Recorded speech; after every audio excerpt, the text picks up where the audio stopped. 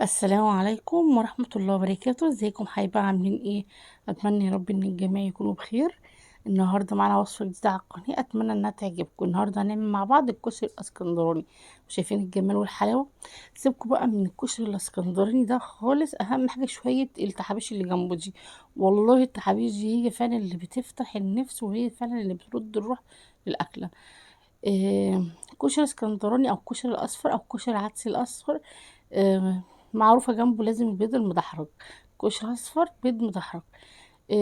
الكشري الأصفر ليه كذا طريقة مختلفة، يعني مش كل الناس بتعمله شبه بعض. يعني أنا من واحدة من الناس ما بحبش جنب البطاطس سوري، البصل المحمر مثلا. لا، في ناس ما بتاكلش غير معاه بصل محمر. في ناس برضو بتعمل جنبه الصلصة الحمراء شبه دقة الكشري كده، اللي هي صلصة الكشري المصري. طبعا الغلا اختلاف في الآراء لبارة السلع. فطبعا وطبعا كل أكلة أو كل حد بيحب أكلة بأسلوب معين. أنا النهاردة المهم هقدم لكم طريقة إن شاء الله تبقى ناجحة معاكي من أول مرة، لو انت أول مرة تعملي. وازاي هنعمل بتنجان قمر كده، ولا طماطم المخللة الروعة، ولا طبق البطاطس اللي في الفرن ده. شوفي تصدقوا ان البطاطس دي انا عاملاها في الفرن. خطوات سهلة جدا ومقادير بسيطة، وان شاء الله توصلي لنتيجة انت تكوني راضية عنها. وازاي هنعمل مع بعض مقدار الرز قصاد العدس. هقولك المقدار: الرز تحطي قدامه قد ايه عدس، وازاي تحطي مية الرز بتاعته مظبوط. يلا مع بعض على الفيديو ونشوفوا خطواتنا وقد ايه. بصي الرز مفرفر، حبايه حبايه مفرفر، مفيش حبايه لازقه في التانية. آه يلا بقى نسمي الله وندخل على الفيديو. انا كده طولت عليكم قوي قوي قوي، سوري يعني على التطويل. فان شاء الله ندخل على الفيديو ونشوف الخطوات السهله عملناها مع بعض ازاي. يلا بينا. بسم الله الرحمن الرحيم. هنجيب الرز بتاعنا من قبل ما نغسله، من قبل ما نعمل فيه حاجة. هنجيبه نقيه بس، يعني لو في مثلا سلطة، في اي حاجة مثلا مش عاجباكي بتشيليها منه. أه هجيب بقى مقدار كل كوبايتين رز، او مثلا انا هعمل كوبايتين مثلا رز، احط قدامها كوباية عدس. يعني نص المقدار اللي انت عندك بتاع الرز هتحطي نصه مقدار عدس. طب كده مش هيبقى كتير؟ لا، لو انت حابه تقللي ممكن تحطي كوبايه الا ربع بقى. لكن لو حابه تزودي هتحطي كوبايه وربع. هو طبعا الاكل مزاج، يعني في ناس تحب تزود، في حب تقلل، بس هو المظبوط العيار بتاعه مظبوط. هنجيب مثلا نص رز هنحط قدامه ربع كيلو عدس. لو انت شايفاه كتير ممكن تقللي منه شويه. طب يا بسمة، انا لما باجي اعمله بيعجن مني. طب ايه السر؟ هقول لك سر العجين. لا، بيعجن منك ليه بقى؟ لان انت بتزودي ميه على العدس والرز. احنا عملنا كوبايتين رز وكوبايه عدس، هنحط مقدار العدس مقدار الرز بس ميه، يعني هنحط كوبايتين بس ميه. متحطيش مقدار العدس ميه خالص. هو ده اللي بيخليه يطلع معاكي معجن، انك بتزودي مقدار المية، والعدس مش بيحتاج مية. آه كده بقى اي مقدار انت عايزة تعملي اعملي. عاملة كوبايتين، عاملة 3 كوبايات، عاملة 4 كوبايات، عرفتي كده المقدار. يا تخلي كوبايتين الرز قدامها كوباية عدس مثلا، يا اما تخليه مثلا كوبايه الا ربع. حسب ما انت عايزه، حسب ما انت عايزه تحسي بطعم الاكله ازاي، او طعم العدس عامل ازاي. انا جبت حله، اهم حاجه توسعي الحله بتاعتك، ما تجيبيش حله صغيره وتعملي فيها. اعملي المقدار بتاعك في حله اكبر من اللي انت متوقعها، علشان الرز بيزيد والحاجات دي بتزيد. تمام. جبت انا نزلت كده بالماده الدهنيه بتاعتي، كانت عباره عن معلقتين زيت على معلقتين زبده او سمنه بلدي. الكشري الاصفر بيعشق الزبده والسمنه البلدي. ما هم طبعا لو مش موجودين هنستبدل مكانهم بالسمنه العاديه. بس اتمنى ان هي تكون سمنه ريحتها حلوه، يعني مثلا زي روابي او جنة او حاجات من الحاجات دي. يعني أم، تبقى المهم تبقى الريحه بتاعتها قويه شويه او ريحتها نفاذه. لان الكشري الاصفر بيعشق السمنه اللي ليها ريحه، تيجي تاكليه كده يبقى ريحته جميله جدا. أم، انا شوحت بقى البصله فيهم، اول ما دبلت بس رحت جايه نازله عليهم بالرز والعدس. انا حاطه الاتنين على بعض وغسلتهم مع بعض الاتنين، ما غسلتش كل حاجه لوحدها، لا انا غسلت الاتنين على بعض. نزلت بقى بيهم وهفضل اقلبهم بتاع 5 دقايق تقريبا، تقليب متواصل لغايه لما اسمع صوت الطشطشه بتاعه العدس والرز. هنزل بقى بمقدار الملح بتاعي. كل كوبايه رز هتاخد عارفين المعلقه بتاعت البهارات اللي هي الصغيره خالص دي، معلقه كده ايه مليانه آه ممسوحه، تمام. او لو هي مثلا هتعملي بمقدار الشاي، معلقه الشاي هتبقى نص معلقه ممسوحه، نص معلقه ممسوحه، ممسوحه يعني، تمام. وهنحط بقى ايه شويه كمون، يعني قولي ربع معلقه، بطرف المعلقه كده شويه كمون. وهحط كمان بسم الله الرحمن الرحيم كركم. احط حوالي نص معلقه صغيره كركم او اقل كمان، يعني نص معلقه ممسوحه او اقل كركم. الكركم هحطه ليه؟ عشان يدي معايا لون اصفر كده شويه، بس اهم حاجه تقلليه، متحطيش حتى حبه كبار لا، عشان تحسي برضو بطعم الاكله وانت بتاكليها. انا مجرد اللي انا حاطاه عشان يلون بس مش اكتر، فيعني ربع معلقه بس كفايه كمان، تمام. طبعا من اسراره اللي هو ينجح معاكي برضو انك تخلي الميه بتاعته سخنه. اغلي له ميه وزودي بقى، يعني انت هتعملي الرز مثلا كوبايتين، يبقى انا هغلي الميه بتاعته او سخنها كويس على النار، بحيث ان هي اول ما اديله التشويحه بتاعته دي اجي نازله بالميه السخنه على طول. يقوم بقى يعمل ايه؟ يغلي بسرعه ويشرب ميته بسرعه، ميعجنش معايا. بص بقى كده، انا كانت النار كانت عاليه عليه، انا لغايه لما اشرب الميه بتاعته. اول ما شربها اديته تقليبه ووطيت النار عليه خالص 10 دقايق وطفيت عليه، خلاص كده كده استوى معايا وخلصنا اول حاجه في الاكله بتاعتنا. نيجي بقى على بعد كده البيض. انتي كمان حاطه البيض مصورهولنا، ايوه صدقوا والله العظيم. بس انا حابه اقولك على تركية صغيره بس في البيض. البيض ما احطهوش في ميه ساقعه وارجع احطه على النار يغلي، لا لا. اغلي الميه، اغلي الميه وحطي معلقه ملح وانزلي بالبيض كده على طول. ليه بقى؟ هيجمد معاكي على طول. او ما تنزلي في الميه المغليه هيجمد معاكي. انا حتى قربت لك الكاميرا بصي عشان تشوفيه. بصي الميه سخنه اصلا اهي وكانت بتغلي، فاول ما تنزليه في الميه هيجمد معاكي. فبالتالي مش يعني في بيض لما تنزليه في قلب الميه تلاقيه بيفرقع كده بيطلع كله بره البيضايه، لا هو كده بيجمد معاكي بسرعه ويشد على طول. وهي كده بتسرعي عمليه السوا بتاعته. نيجي بقى للخطوه اللي بعد كده وهي الباذنجان. البتنجان ده عشق جنب الكشري الاصفر بجد. بصوا بقى، انا بحب جدا جدا جدا البتنجان اللي هو ايه المخلل ده، عارفينه اللي هو انا بجيبه، كنت عامله معاكم قبل كده على القناه. هو بيبقى المخلل اللي انتوا بتسلقوه، لا احنا بنحمره في الزيت ونحطه جواه إيه دقه وتاكليه كده جنبه بيبقى تحفه. بس انا حرفيا دورت عليه في السوق ما لقيتهوش، ما لقيتش غير بتنجان آه اللي هو الكوبي دوت.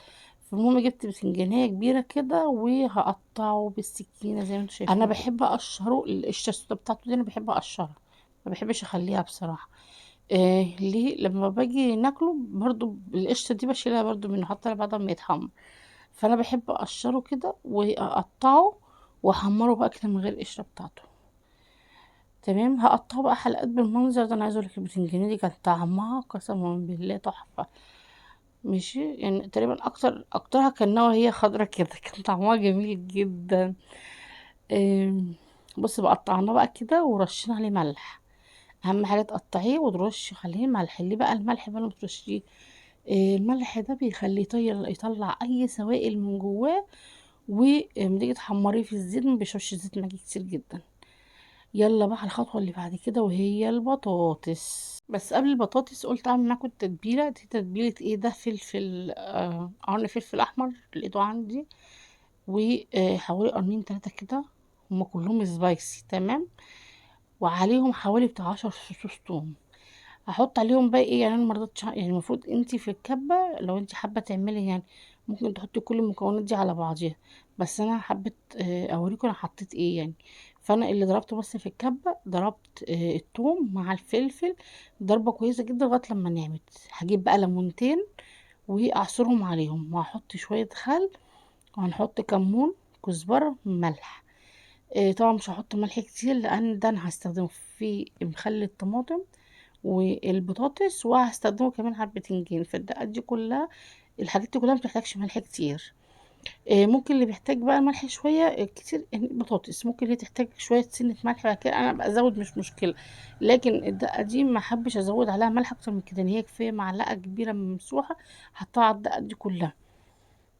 حطيت بقى عليهم نص معلقة كمون او معلقة زي ما انتي حابة، لو حابة تزودي طعم الكمون، وكزبرة ناشفة. هديهم بقى تقليبة حلوة، متنسيش الخل. ماشي لو انتي مش عايزة تحطي خل، عايزة تحطي ليمون بس برضو حلو.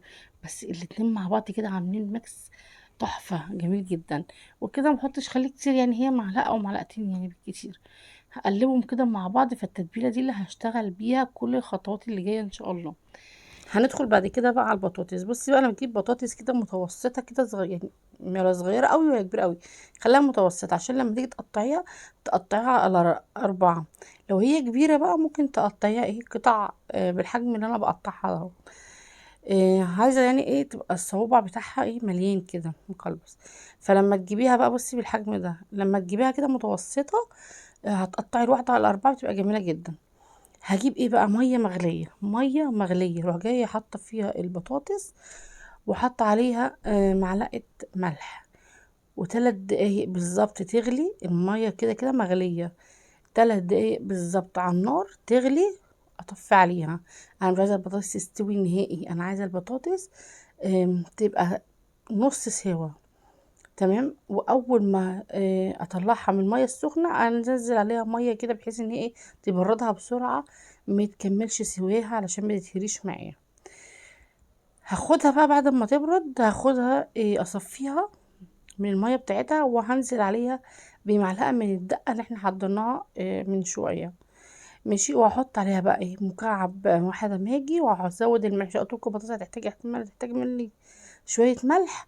فانا هنزل عليها حوالي معلقه صغيره كده ملح، وبابريكا نص معلقه صغيره، وكام قطعه كده ايه آه، زبده، او ممكن تحطي زيت يعني. تمام. هديها بقى تقليبه كده بالحاجات اللي احنا عملناها دي على بعضيها، وهندخلها نرصها في صينيه، وندخلها تحت الشوايه. هندخلها تحت الشواية كل 5 دقايق. اديها تقليبة كده بالراحة، هتتقلب وهتوصل معاكي المنظر الجميل ده. قعدت معايا قد ايه؟ قعدت معايا حوالي بتاع ربع ساعة كده بالظبط كده في الفرن تحت الشواية. بطاطس خفيفة جدا، وطعمها لذيذ جدا جدا جدا، وريحتها جبارة. البهارات اللي احنا حطيناها عليها دي مخليه ريحتها جميلة جدا، ونفسها حلو قوي جدا في الاكل. انا كنت بعمل ايه بقى بديل البطاطس دي؟ كنت اجيب بطاطس اللي هي الصغيره خالص من السوق واسلقها، بعد كده احمرها في الزيت عادي. يعني دي بقى ممكن بديل منها، بس دي طلع طعمها احلى بصراحه.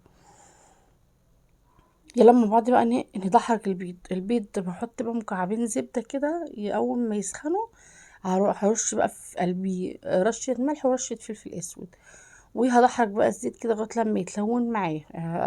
ادحرج البيض لغايه لما يتلون معايا اللون او درجه اللون اللي انت بتحبيها. ازاي بقى بتدحرجيه؟ يعني بتقعد كل شويه اقلبه بالطاسه كده، فاهماني؟ او يعني هو ده بقى اسمه البيض المدحرج يعني.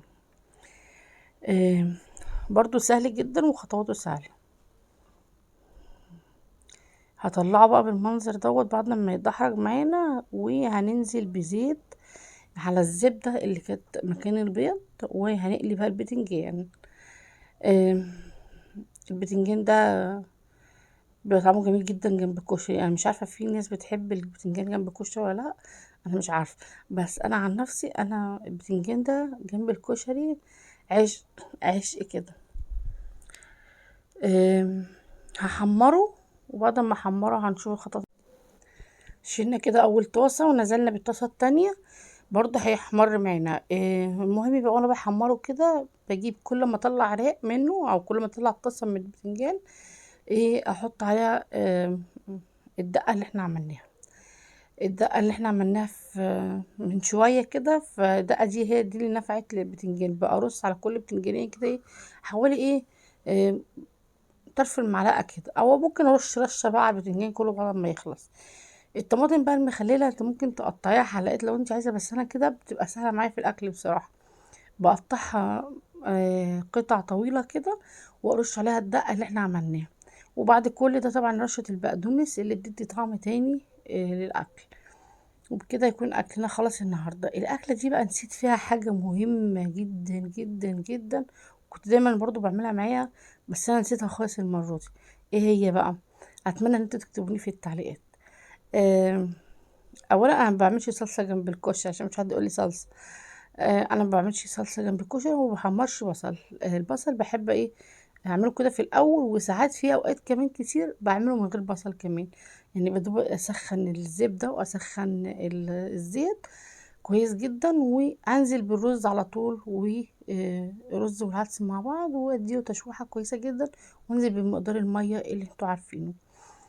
آه، اتمنى ان أنا ما كنتش طولته عليكم. واسفه لو انا بتكلم كتير بجد، بس انا حابه ان انا اوصل لكم الوصفه بكل تركاتها بكل خطواتها، وعشان تبقى بسيطه معاكي وانتي بتعمليها. اتمنى ان الفيديو يكون عجبكم النهارده، اتمنى ان رب ان انتوا كنتوا تكونوا استفدت مني. لو انتي اول مره تعملي اكله زي كده تكون سهله عليكي يا رب. ما تنسونيش بقى سبسكرايب ولايك، ودمتم في رعايه الله وحفظه، والسلام عليكم ورحمه الله وبركاته.